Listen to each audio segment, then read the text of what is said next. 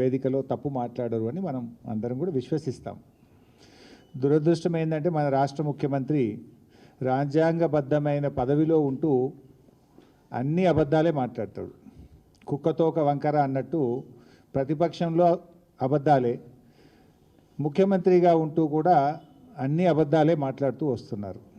జర్నలిస్టులు అనేది, మీడియా అనేది ఫోర్త్ ఎస్టేట్గా మనందరికీ కూడా ఎంతో గౌరవం ఉంటుంది. So I appeal to the media. అది మేము మాట్లాడినా, ముఖ్యమంత్రి గారు మాట్లాడినా, ఇంకెవరు మాట్లాడినా, అబద్ధాలు మాట్లాడినప్పుడు, తప్పులు మాట్లాడినప్పుడు వెరిఫై చేస్తూ మనం పాఠకులకు, ప్రజలకు వాస్తవాలు చేరవేసే విధంగా చూడాల్సినటువంటి బాధ్యత కూడా ఉంది. జనరల్గా ఎప్పుడన్నా ఏదన్నా ఒక నాయకుడు కానీ, ఒక పార్టీ కానీ తప్పు మాట్లాడితే ఏం చేస్తారంటే ఆ వార్తల్ని కట్ చేసి వాళ్ళు క్రాస్ చెక్ చేసి నిజాలను మాత్రమే ప్రసారం చేసేటువంటి ఒక గొప్పతనం మీడియాకు, ఫోర్త్ ఎస్టేట్గా ఉంది. నిన్న రేవంత్ రెడ్డి గారు మాట్లాడిన, నేను ఆధారాలతో సహా చూపిస్తాను, ఆల్ లైస్, పచ్చి అబద్ధాలు, గోబల్స్. ఏమైందంటే రాష్ట్ర ప్రజలు, రాష్ట్రం అనేది చాలా ముఖ్యం, వ్యక్తులు ముఖ్యం కాదు. రేవంత్ రెడ్డి గారు ఉండొచ్చు, రేపు పోవచ్చు. తెలంగాణ రాష్ట్రం ముఖ్యం, రాష్ట్ర ప్రజలు ముఖ్యం, రాష్ట్ర హక్కులు ముఖ్యం. బీఆర్ఎస్ పార్టీ అనేది ఒక బాధ్యతాయుతమైనటువంటి ఉద్యమ పార్టీ. పోరాడి కేసీఆర్ గారి నాయకత్వంలో కానే కాదు, రానే రాదన్న తెలంగాణ తెచ్చిన పార్టీ బీఆర్ఎస్ పార్టీ. రాష్ట్రాన్ని 10 సంవత్సరాలు పాలించి దేశానికి దిక్సూచిగా నిలిపిన పార్టీ బీఆర్ఎస్ పార్టీ. సో ఈరోజు ప్రతిపక్షంలో ఉన్న మేము నిర్మాణాత్మకమైన పాత్ర పోషిస్తాం. ప్రజలే కేంద్రంగా, రాష్ట్ర హక్కులే కేంద్రంగా, రాష్ట్ర ప్రయోజనాలే కేంద్రంగా బీఆర్ఎస్ పార్టీ పనిచేస్తుంది. దురదృష్టం ఏంటంటే బాధ్యతాయుతమైన పదవిలో ఉన్న రేవంత్ రెడ్డి ప్రజలు, రాష్ట్రము, రాష్ట్ర హక్కులు కేంద్రంగా కాకుండా రాజకీయాలు కేంద్రంగా, బురద జల్లడమే లక్ష్యంగా ఆయన మాట్లాడుతూ ఉన్నారు. So I appeal to the media, kindly ఎవరు మాట్లాడినా కూడా అవాస్తవాలు ఉంటే, మీ దగ్గర ఆధారాలు ఉంటాయి, మీకు అన్నీ తెలిసి ఉంటాయి, క్రాస్ చెక్ చేసి వార్తలు ప్రసారం చేయాలని, వార్తలు రాయాలని, నిజాలు ప్రజలకు అందించే విధానానికి మీ వంతు సహకారం ఉండాలని ఐ అపీల్. సరే, let's come to the subject. ముఖ్యంగా నిన్న కాంగ్రెస్ పార్టీ, ఇప్పుడు అది కూడా ఒకటి ఆలోచించాల్సిన అవసరం ఉంది. మీరు పెట్టింది ప్రగతి భవన్లో ప్రజెంటేషన్, ఇచ్చింది అధికారిక హోదాలో. ఓన్లీ కాంగ్రెస్ ఎమ్మెల్యేనే పిలుచుకుంటారా? దాన్ని అందరిని పిలవాలి కదా. If it is the official presentation, why not to all? Gandhi భవన్లో పెట్టుకోలే కదా మీరు. అక్కడ ప్రజెంటేషన్ ఇచ్చింది ఆఫీసర్లు, ఇరిగేషన్ డిపార్ట్మెంట్ ఆఫీసర్లు, సచివాలయం నుంచి వచ్చిన అధికారులు. దాన్ని అందరినీ పిలిస్తే ఇంకా వాస్తవాలు బయటకు వస్తాయి కదా.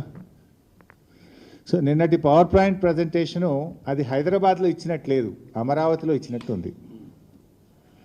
ఆ పీపీటీ చూసిన వాళ్ళకి ఏమనిపిస్తుంది అంటే ఇది తెలంగాణ ప్రభుత్వం తయారు చేసిందా, లేక చంద్రబాబు నాయుడు గారు తయారు చేసి అమరావతికి వెళ్ళి నాకు పంపిండా అనేటువంటి అనుమానం మాత్రం ఎవరికైనా కలుగుతుంది. ఇలా బనకచెర్లను ఆపాలనే చిత్తశుద్ధి మీకుంటే మీరు చూపాల్సింది ఏంటిది? ఆంధ్రప్రదేశ్ ప్రభుత్వం, చంద్రబాబు నాయుడు గారు కేంద్రానికి రాసిన లేఖలు, జలవనరుల శాఖకు రాసిన లేఖలు, బనకచెర్లను ఆయన ఏ రకంగా ముందుకు తీసుకుపోతున్నాడో చూపించాలి. అది చూపించిందా మీరు? దాని గురించి ఎక్కడా ప్రస్తావన లేదు. చంద్రబాబు గారు బనకచెర్ల మీద కేంద్రానికి రాసిన లేఖలు కానీ, ఆయన మాట్లాడిన మాటలు కానీ నీ పవర్ పాయింట్ ప్రజెంటేషన్లో ఎక్కడ నువ్వు చూపలేదు, దానికి స్థానం దొరకలేదు. ఇప్పుడు కాళేశ్వరం ప్రాజెక్టును అడ్డుకున్నాడు చంద్రబాబు నాయుడు, పాలమూరు ఎత్తిపోతల పథకాన్ని, దిండి ఎత్తిపోతల పథకాన్ని, తుమ్మిళ్ళ లిఫ్టును, భక్తరామదాస్ లిఫ్టును, ఎన్నో తెలంగాణ ప్రాజెక్టులను నేను అడ్డుకున్నాడు. దానికి ఎందుకు నీ పీపీటీలో చూపించలేదు? ఆంధ్రప్రదేశ్ ప్రభుత్వము మన తెలంగాణ ప్రయోజనాల్ని ఎలా దెబ్బగొట్టిందో ఒక్క ముక్కనన్న చూపించినావా నేను? అంటే బనకచెర్ల గట్టే బాబేమో రేవంత్ రెడ్డికి బంగారమో లెక్క కనబడుతుండు. బనకచెర్లను ఆపాలని పోరాటం చేస్తున్న బీఆర్ఎస్ పార్టీ ఏమో ఈయనకు సచినపాము లెక్క కనబడుతుంది. మరి సచినపామే అయితే ఎందుకు కళలు కూడా బీఆర్ఎస్ పార్టీని కలవరిస్తున్నావు? అసలు నువ్వు ఉపన్యాసం ఇస్తే కేసీఆర్ పేరెత్తకుండా, బీఆర్ఎస్ గురించి మాట్లాడకుండా ఏనాడన్నా ఒక ఉపన్యాసం మాట్లాడతావా నువ్వు? అసలు నీకు నిద్రలో లేపితే కూడా బీఆర్ఎస్ యాదికి వస్తుంది, గులాబీ జెండానే కనబడుతుంది నీకు. ఇప్పుడు నీ పార్టీ, కాంగ్రెస్ పార్టీ కేంద్రంలో 11.5 సంవత్సరాల నుంచి ఇలా అధికారంలో దూరంగా ఉంది. అనేక రాష్ట్రాల్లో కాంగ్రెస్ పార్టీ అధికారం కోల్పోయింది. ఈ దేశంలో అనేక శాసనసభల్లో కాంగ్రెస్ పార్టీ ఒక్క ఎమ్మెల్యే సీటు కూడా గెలవలేదు. మరి ఇలా కొన్ని రాష్ట్రాల్లో కాంగ్రెస్ పార్టీ ఒక్క ఎంపీ సీటు కూడా గెలవలేదు. అంత మాత్రాన నీ కాంగ్రెస్ పార్టీ చచ్చిన పామైందా? నేను అడుగుతా ఉన్నా. నువ్వు పిసిసి అధ్యక్షుడిగా ఉన్నప్పుడు ఈ రాష్ట్రంలో ఉప ఎన్నికలు జరిగితే నీ అధ్యక్షతన జరిగిన ఎన్నికల్లో కాంగ్రెస్ పార్టీ డిపాజిట్ గల్లంతైంది. అప్పుడు కాంగ్రెస్ పార్టీ చచ్చిన పామైందా? ఈ చచ్చిన పాము లాంటి చౌకబారు ముచ్చట్లు మాకు చెప్పకు, నీ రాహుల్ గాంధీకి చెప్పుకునేది ఉంటే. ఈ అతి తెలివితేటలు అవసరం లేదు మిస్టర్ రేవంత్ రెడ్డి గారు. నువ్వు మొన్న ముఖ్యమంత్రి అయిన తర్వాత నీ సొంత జిల్లాలో కూడా బీఆర్ఎస్ పార్టీ ఎమ్మెల్సీ గెలిచింది, గెలవలేదా మొన్న? అహంకారంతో మాట్లాడితే ప్రజలు నిన్ను అత్తపాతాల లోకానికి దొక్కుతారు బిడ్డ, జాగ్రత్త అని హెచ్చరిస్తా ఉన్నా నేను. నీకు బేసిన్ల గురించి మినిమం అవగాహన లేదు. దేవాదులు ఏ బేసిన్లో ఉందంటావు, బంకచెర్ల యాడు ఉందంటావు. బాసన్ల గురించి తెలిసినంత ఈజీ కాదు బేసిన్ల గురించి తెలుసుకోవడం. కనీస అవగాహన లేకుండా మాట్లాడి ఈ రాష్ట్రం పరువు తీస్తూ ఉన్నావు నువ్వు. ఇవాళ ఏదో సామెత ఉంటే చూడు, భయం లేని కోడట బజార్లో గుడ్డు పెట్టిందట. నీ తీరు కూడా గట్లే ఉంది. ఈయనట కేసీఆర్ను ప్రశ్నిస్తారట. బంకచర్ల మీద ఈ బొంకుడు రాజకీయాలు బంద్ పెట్టు. రేవంత్ రెడ్డి గారు, నాడు బాబు కోసం బ్యాగులు మోసి బ్యాగ్ మ్యాన్గా పేరు తెచ్చుకున్నావు. నేడు అదే బాబు కోసం బంకచర్ల కోసం బొంకు మ్యాన్గా మారిపోయినావు. నువ్వు బొంకుతా ఉన్నావు, అన్నీ నిజాలు మాట్లాడతలేవు నువ్వు. నువ్వే చెప్పినావు. అయినా ఏం చెప్పినావు నువ్వు? నా స్కూల్ బీజేపీ, నా కాలేజ్ తెలుగుదేశం, నేను ఉద్యోగం చేస్తున్నది కాంగ్రెస్ పార్టీలో అని నువ్వే చాలాసార్లు చెప్పినావు మిస్టర్ రేవంత్ రెడ్డి. ఇలా నువ్వు టెక్నికల్గా కాంగ్రెస్ ముఖ్యమంత్రివి, కానీ నీ హృదయం అంతా కూడా ఇంకా అక్కడనే ఉన్నదని ఇలా అర్థమవుతా ఉంది రాష్ట్ర ప్రజలకు. ఎందుకంటే నీ స్కూలింగు కాలేజీ జ్ఞాపకాలు నేను విడిచిపెడతలేవు. ఇంకా నీ మనసు అంతా అక్కడనే కొట్టుకుంటున్నది. ఎందుకంటే నీ ఆచరణలోనే కనబడుతుంది, నేను చెప్పాల్సిన అవసరం లేదు. పోయినసారి కృష్ణా జలాల్లో 65 టీఎంసీలు ఆంధ్రాకు ఎక్కువ ఇచ్చినటువంటి తీరు కానీ, ఇలా గోదావరి బనకచెర్లకు నువ్వు తలుపులు తెలిసిన తీరు కానీ ఏమర్థమవుతుంది? నీ స్కూల్ ఏజ్లో కాలేజ్ ఏజ్లో ఉన్న ఆ చంద్రబాబు నాయుడు గారితోనూ తెలుగుదేశం పార్టీతో ఉన్న నీ అనుబంధాలు ఇంకా నువ్వు మర్చిపోలేకపోతున్నావు.